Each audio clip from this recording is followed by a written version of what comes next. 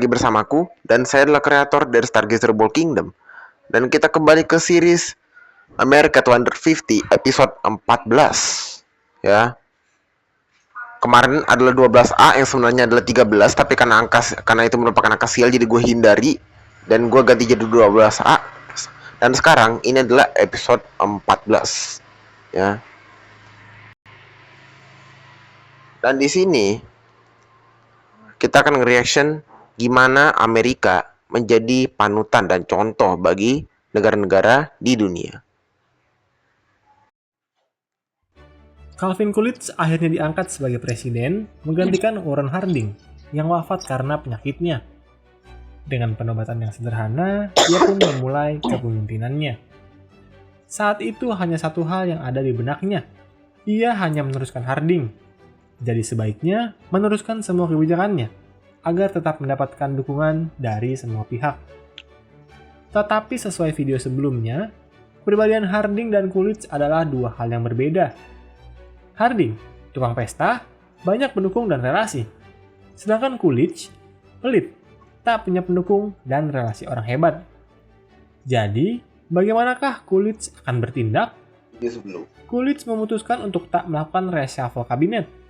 Pemerintahannya masih dikelilingi oleh orang-orang seperti Andrew Mellon, sang Menteri Keuangan, Elizabeth Jaffray, Kepala Rumah Tangga Gedung Putih, Herbert Mayhew Lord, Direktur Anggaran, hingga Charles Forbes, Biro Veteran Amerika Serikat yang terkenal korup.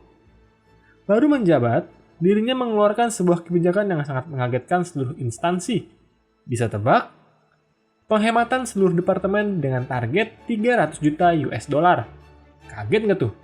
Di bawah Harding, biasanya mereka berpesta. Sekarang mereka dipaksa berhemat. Tidak ada lagi pesta-pesta di Gedung Putih. Elizabeth Jaffray, sang kepala rumah tangga, bahkan komplain bahwa baru kali ini ada presiden yang ikut campur soal urusan rumah tangga Gedung Putih. Tentu aja dia komplain. Orang Coolidge menyunat begitu banyak anggarannya yang saat di bawah Harding begitu besar karena harus terus-menerus mempersiapkan berbagai pesta dan jamuan.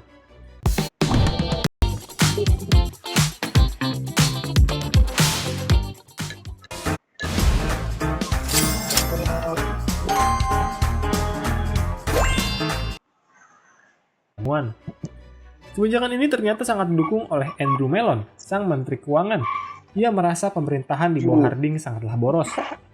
Maka dari itu, ia mengusulkan aturan tambahan, yaitu pemotongan pajak. Lah, ini udah hemat, kok pajaknya malah dipotong? Sama aja nggak surplus lah. Tujuannya sih sederhana, biar orang kaya itu mau bayar pajak. Saat itu memang orang kaya Amerika Serikat diharuskan membayar pajak sebesar 70% dari pendapatannya. Jadi tujuan pemotongan ini, biar si orang kaya malah lebih rela untuk bayar pajak. Dan bahkan bisa mengembangkan bisnisnya untuk menciptakan para pembayar pajak baru. Coolidge pun setuju dengan hal ini. Masih ingat sifatnya kan? Yep, pelit. Dia juga merasa pajak tinggi hanya akan membuka peluang korupsi di pemerintahannya. Selain urusan ekonomi, salah satu masalah yang menghantui Coolidge adalah masalah imigrasi, yaitu kondisi para imigran Jepang yang saat itu dianggap sudah terlalu membludak. Para politikus meminta agar Coolidge mendiskriminasi mereka. Tetapi kembali ke sifat Coolidge, ia tidak suka membuat peraturan remeh. Jepang pun sudah membatasi emigrasinya, jadi ia merasa hal ini bukanlah penting.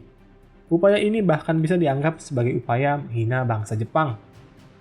Keputusan Coolidge mempertahankan kabinet Harding akhirnya dikritik oleh para senat. Pihak Demokrat menuduh Jaksa Agungnya, Harry M. Daugherty, bertanggung jawab atas korupsi di kejaksaan. Hal ini membuat Coolidge bimbang di saat dirinya sedang memperjuangkan reformasi pajak. Daugherty pun akhirnya dipecat ketika hasil reformasi pajak tak berjalan sesuai target. Coolidge mengangkat Harlan Stone, seorang alumnus Amherst College seperti dirinya, sebagai Jaksa Agung yang baru. Wah, orang dalam nih. Padahal biasanya Coolidge sengaja tak mau mengangkat kenalan-kenalan lamanya. Tapi bukannya selesai, tekanan dari Senat kembali datang. Kali ini mereka memaksa Coolidge menandatangani undang-undang yang mencairkan bonus bagi para veteran. Wah, gila ya. Lagi hemat-hemat begini, malah disuruh cairin bonus. Jelas Coolidge memveto undang-undang ini. Bukannya nggak mau setuju sih, Anggaran belanja Amerika Serikat aja Aman waktu itu berat, ya. ditetapkan Gitu. 3 miliar US dollar. Tapi bonus yang harus dikeluarkan bisa bengkak sampai 6 miliar. Dari mana uangnya? Emangnya Amerika Serikat zaman now? Ukraina atau Israel minta bantuan, pasti langsung dikirim. Pantas aja sekarang defisit terus. Di tengah konflik ini, Senat juga meratifikasi undang-undang imigrasi yang membatasi orang Jepang. Namun karena Demokrat dan Republik menyetujuinya, Coolidge tak bisa berbuat banyak. Ya. Ia menandatanganinya dan menulis komplainnya sebagai catatan resmi undang-undang tersebut.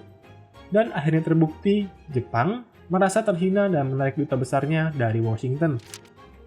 Coolidge yang menghadapi tekanan dari para senat tentang pencairan bonus veteran, berpikir bahwa usahanya mereformasi pajak dan membenahi keuangan Amerika Serikat akan sia-sia jika masa jabatannya selesai. Untuk itu ia berpikir meneruskan kepemimpinannya dengan nyapres di pemilu 1924. Yap, 1924. 100 tahun lalu loh. Coolidge, sesuai survei yang beredar, masih menjadi calon favorit dari Partai Republik. Namun, dirinya punya masalah baru. Siapakah wakil yang akan mendampinginya? Ia kan gak punya banyak teman. Senator pun banyak yang menolak tawarannya. Akhirnya, Charles Dawes, seorang jenderal purnawirawan yang mencetuskan Dawes Plan, yaitu rencana ekonomi negara Jerman untuk melunasi hutang-hutang Perang Dunia Pertamanya. Coolidge pun setuju karena latar belakangnya ini. Demokrat di sisi lain masih kalang kabut.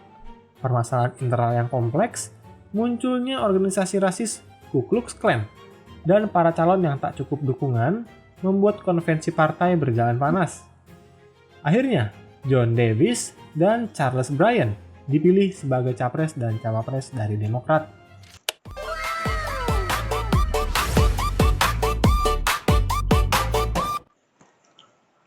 John Davis dan Charles Bryan dipilih sebagai capres dan cawapres dari Demokrat. Saat itu, pemilu 1924 diisi oleh 3 capres-cawapres. Wah, mirip banget di sini ya. Apakah ini sebuah konspirasi? Terus siapa yang menang ya? Yap, sesuai prediksi. Coolidge berhasil memenangkan pemilu ini dengan suara yang cukup telak dan satu putaran 54%. Kabar baik diterima Coolidge di masa awal pemerintahannya. Ketika neraca keuangannya di tahun lalu, di mana mereka harus memberikan bonus veteran, ternyata masih surplus. Nggak nanggung-nanggung, surplus sebesar 100 juta US dollar. Coba bandingin sama sekarang. Neraca Amerika Serikat udah defisit triliunan, tapi malah masih bagi-bagi duit ke negara lain. Bahkan malah mengampuni hutang-hutang para mahasiswa. Hal ini membuat Coolidge menargetkan sasaran surplus tahun berikutnya mencapai 375 juta US dollar. Untuk itu, sang direktur anggaran, Herbert Lord, menciptakan kebijakan 2% Club, di mana maksudnya seluruh departemen harus menghemat setidaknya 2% dari anggarannya. Namun masalah berikutnya muncul dari bidang teknologi. Kolonel William Billy Mitchell menyuarakan pentingnya pengadaan pesawat militer bagi masa depan Amerika. Masih inget kan sama debat di bidang pertahanan kemarin? Amerika Serikat aja berpikiran kayak gini loh. Menghadapi masalah ini, Coolidge sampai menciptakan komisi khusus untuk menilai dan mempertimbangkan kebutuhan ini. Komisi ini bahkan melibatkan Orville Wright, sang pencipta pesawat pertama. Namun karena fokus utama untuk menekan biaya, menghapus hutang yang terlalu tinggi, dan mendatangkan surplus, kesaksian Wright yang dengan rendah hati mendukung penghematan, kontras dengan Mitchell yang begitu bombastis, sehingga komisi pun menolak usulan ini. Kembali ke pemotongan pajak, ternyata kebijakan yang gambling ini membuahkan hasil. Pemasukan negara meningkat 74,4 juta US dollar, dan hutang turun dari 28 miliar US dollar di masa awal kepemimpinan Harding menjadi 19 miliar US dollar di tahun pertama masa jabatan kedua. Kesuksesan ini ternyata diikuti dengan datangnya tantangan terbesar dalam pemerintahan Coolidge, yaitu diusulkannya Farm Relief Bill atau Undang-Undang Bantuan Pertanian untuk menyisihkan 250 juta US dollar jika harga 5 komoditas pertanian ternyata lebih rendah dari harga sebelum Perang Dunia Pertama. Uang tersebut akan digunakan untuk mensubsidi para petani dari 5 produk tersebut. Buset, permainan macam apa lagi nih? Menurut koran New York Times, Coolidge akan menyetujui undang-undang ini. Masa iya sih menolak kebijakan yang menguntungkan petani dan peternak? Sama aja bunuh diri. Wapres sama mentannya aja udah setuju. Tapi apakah yang akan dilakukan oleh Coolidge? Yap, bener banget. Silent Call malah memveto undang-undang perlindungan petani ini. Coolidge bahkan menganggap Tapi apakah yang akan dilakukan oleh Coolidge? Yap, bener banget. Silent Call malah memveto undang-undang perlindungan petani ini. Coolidge bahkan menganggap undang-undang ini tidak akan menguntungkan petani dan malah bakal bikin harga jadi mahal. Gile, bener-bener pelit ya presiden yang satu ini. Nggak cuma itu, Coolidge bahkan pelit saat bencana terjadi di negaranya. Dirinya tidak mencairkan dana untuk menghadapi bantuan bencana. Ia merasa menghadapi bencana adalah tanggung jawab pemerintah negara bagian, bukan pemerintah pusat. Tapi bukan yang nggak peduli. Pemerintah pusat tetap mengirimkan bantuan dalam bentuk lain, seperti tenda, selimut, dan makanan. Pemerintah juga memfasilitasi penerimaan dana sumbangan dari swasta. Saat itu, Coolidge mengandalkan Menteri Perdagangannya Herbert Hoover sebagai koordinator dalam hal ini. Bahkan Hoover dikenal sebagai seksi sibuk, dan bahkan sampai ada guyonan kalau Hoover adalah Menteri Perdagangan dan Wakil Menteri dari semua kementerian lain. Nah loh, kayak siapa ya? Saat menghadapi masalah banjir, Coolidge ternyata juga harus menghadapi masalah di luar negeri. Tahun 1927, kesepakatan Washington Naval Conference sudah tak lagi dihargai. Padahal Coolidge ingin memperluas kesepakatan tersebut. Namun Menlu Prancis, Aristide Briand, mengusulkan dibuatnya fakta yang mengharamkan perang antara Amerika Serikat dan Prancis. Tentu saja, Menlu Amerika Serikat, Frank Kellogg, tak setuju. Karena hal ini dianggap akan membatasi politik luar negeri Amerika Serikat. Semua bermula ketika Kellogg merasa bahwa Prancis akan memanfaatkan fakta ini untuk mengintimidasi negara lain setelah mendapatkan kepastian perdamaian. Namun di saat yang bersamaan, Senator William Borah sudah lama menuntut Amerika Serikat menciptakan undang-undang yang mengharamkan perang. Coolidge melihat hal ini sebagai kesempatan untuk menyatukan seluruh Senat, bahkan seluruh dunia. Bagaimana jika perdamaian dilakukan tidak hanya dengan Prancis, tapi dengan semua negara di dunia? Rakyat pasti bakal tenang, Senat setuju, dana militer nggak perlu keluar besar, dan ekonomi bakal surplus terus. Mencermati popularitas dari Senator Borah, Coolidge menganggap hal ini sebagai hal yang diinginkan oleh rakyat Amerika Serikat. Berhubung ia tahu betapa mahalnya dan besarnya dampak perang, pemerintahannya kini berusaha untuk menciptakan fakta perjanjian yang intinya mengajak sebanyak mungkin negara untuk mengilegalkan perang. Awalnya, tentu saja Kellogg ragu, tapi setelah melihat upayanya, pada perundingan Jenewa tahun 1927 gagal. Ia sepakat dengan bosnya untuk mengilegalkan perang dan segera membuat draft yang membuat Amerika Serikat menjadi teladan bagi negara lain pada saat itu. Coolidge, Kellogg, dan Senator Borah kemudian menjadi pendukung utama dalam kebijakan ini. Mereka pun melakukan langkah radikal dengan mempublikasi draft ini kepada publik sebelum membicarakannya dengan Prancis. Mereka pun kaget, namun tetap sepakat dengan hal ini. Berbagai negara yang melihat draft ini memberikan respon positif. Terlihat hanya Inggris yang menolak, karena dianggap berlawanan dengan perjanjian Locarno yang mewajibkan Inggris berperang. Just got rejected by a girl. Oh my god. I'm so sorry for you. I think she's not into me because of my height. Wait, how much is the height again? 5'4"? Alhamdulillah. Dude, it's astaghfirullah. Dude, I'm sorry, I forgot. Dude, I just want to let you know, you pick live in art mode, dude. You for real? Nobody gets a girl with that height. Do you know Kevin Hart? Yeah, a short guy. Yeah, and he's still taller than you. Sure that you have something special. Yeah, he's right. Do you do sports? I do. What sports? Esports? Where did I put my gun? Dude, it's real sports like basketball, football. Do you not play any of those? No. Oh, come on. You are beyond cook, bro. Just use Ruben Asinas 2.0. Combine the image of yourself along. Menolak karena dianggap berlawanan dengan perjanjian Locarno yang mewajibkan Inggris berperang dalam beberapa situasi. Akhirnya pada tanggal 27 Agustus 1928 di kota Paris, berbagai negara seperti Amerika Serikat, Prancis, Jerman, Inggris, Italia, Jepang, Apa sih Ram? Lu gak diajak lu. hingga negara lain yang menyusul seperti Uni Soviet menyepakati Oke, Soviet juga ikut.